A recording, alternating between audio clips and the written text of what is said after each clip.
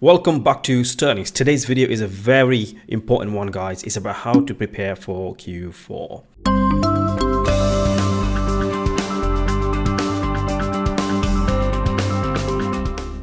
Now, if you have already prepared for Q4 in September or August this year, or you're planning to prepare next year for the next year's Q4, fantastic. But if you haven't already prepared, this video is also for you. The video contents will include various types, including the accounting and a bit of about marketing and your budget. So it's important for you to follow through all the way so you understand the tactics we are going to explain in detail in a moment. So let's jump into the topic without wasting further time. So number one comes in my mind is mind your budget.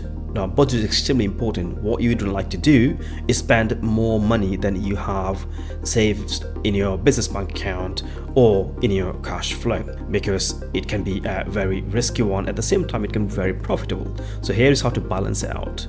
Don't go out of business, period. Run a thought experiment for every major decision in your Q4 planning. For example, if this didn't work, would I go bankrupt? If the answer is yes, then it's a poor business decision, no matter how big the upside is. So budget is key, and you need to make sure you decide accordingly. Don't take the risk by thinking, oh, if I order 1,000 units of this product, I'm going to make maybe £50,000 this month or next month. If I was to order in a normal period, I would have made £5,000. So don't exaggerate. Don't make very risky decision. It's very easy at Q4 for you to get out of focus, rather become more eager on the actual profit margin without realizing the risk behind it, and that can hurt your business, hurt yourself throughout the process after the Q4. So key important fact is keep your budget in mind and follow the instructions that we've given you. So here are the few actionable things you can do now to avoid mortality events in Q4. Number one, do not order way too much inventory, being then forced to liquidate or sell at a loss. Hear this again, guys, all right? I don't think I need to explain any more than how I have actually presented it out for you guys, all right? So here it is, I'm going to repeat that for you. It's very important that you understand that.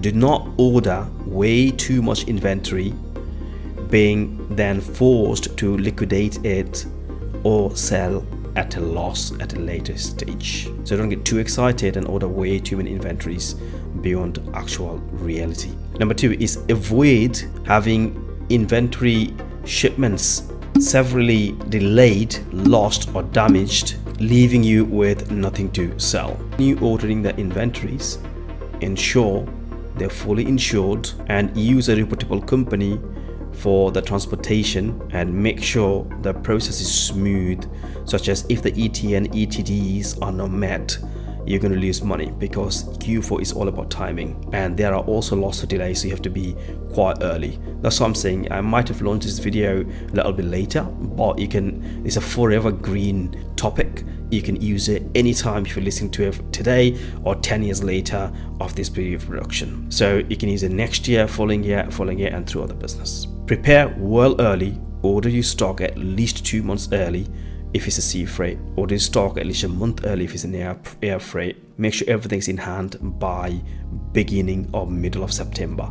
Do not wait till end of September. All right, so you would have ordered ideally for sea freight 30 days for production, and 45 days for the actual shipment.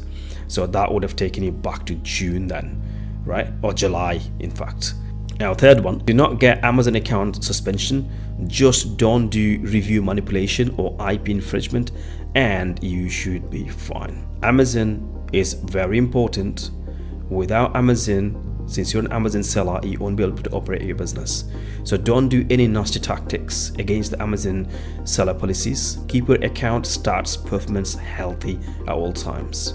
Now, what I've seen, if the sellers are fulfilling their products through themselves, through a third-party warehouse like FBM or by themselves, and the difference between them and FBA is massive. Because with FBA, your seller performance is very good usually due to the shipment and customer service that people receive through FBA. Where if you are selling through FBM, it seems like, usually people can't maintain it as good, their account stats. Make sure all the stats are great, have less cancellation for orders that been placed. Don't cancel them because you don't have stock, and also make sure you don't have negative reviews or negative feedback. Try to maintain the health of the actual account, and don't do anything serious such as like review manipulation, IP claim, or similar, or a duplicate listing or similar, which can lead to months and months of escalation of your Amazon account through appeal, and this can lead to literally no business and ordering the shipment, if it's already sailing, boom, you are panicking and you are going to go under due to these problems, and to come back from it is going to be a long history. Fourth that comes to my mind is do not go way over budget on advertise without a big enough return on ad spend. So don't play with new keywords and things thinking about, that keyword will convert a lot more, but it's a bit risky. Don't play with things like that. Have a keyword specialist in place, speak to them if you have to. Otherwise, just multiply what's been already working for you. So by that, what I mean is that if a list of keywords already been generating traffic and converting for you, and you run out of stock, all you have to do here, guys, is just increase the budget in here, so you can just multiply the numbers. Don't take extra risks by adding new keywords to kill out or eat out your budget from the good keywords. Right, so next rules coming in is use historical sales data to make better decisions. We are living in the 20th century. The online business has gone over the roof, is better than ever before in the history. How did that come to this? Is not by just developing the online selling platforms, is also by developing their tools and seller support, bots and services that actually made a change in sellers' life, sellers' business model, so the sellers can actually scale the business. And there are dozens of software that will show estimated sales data for your main keyword. Look at the previous 2 years of historical data. By how much did sales volume increase in Q4 compared to the rest of the year? Multiply this amount by your own actual revenue numbers for that product to get a rough idea of what your sales will be like this year. So use historical sales data to actually make better decisions, and for that you can use multiple tools. What type of historical data do you want to look at?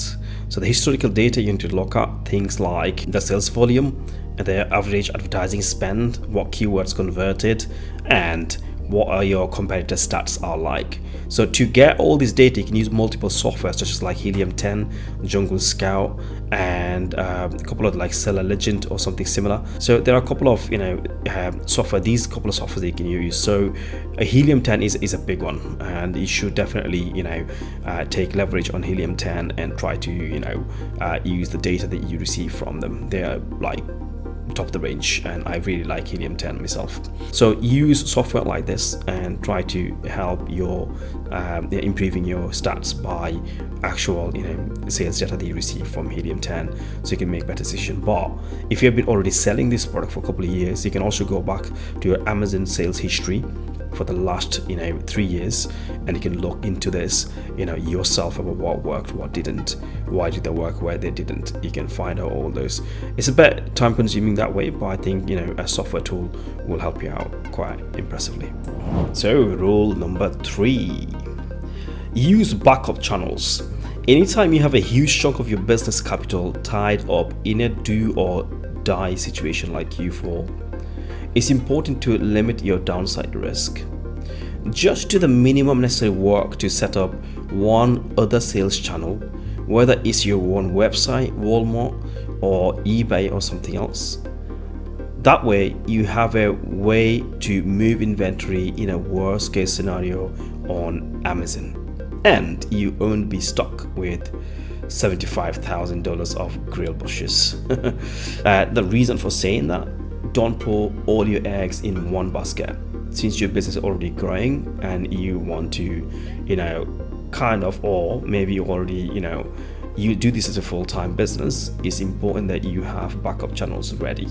Now, either Q4, obviously Q4 is extremely important, either Q4 or any other period of the business, I highly recommend you take leverage on building your brand outside Amazon. And if you do a website and Google PPC and try to sell through Google as well, it's a fantastic opportunity for you to start with. So this is the first part of the video, and don't forget to watch the next part of the video. And if you like this video, don't forget to press the like button. If you want to hear more, don't forget to subscribe, leave a comment, follow us, or you can join our community at sterlinx.com or sterlinxglobal.com, and then leave a question in there. One of our advisors will get back to you from the community.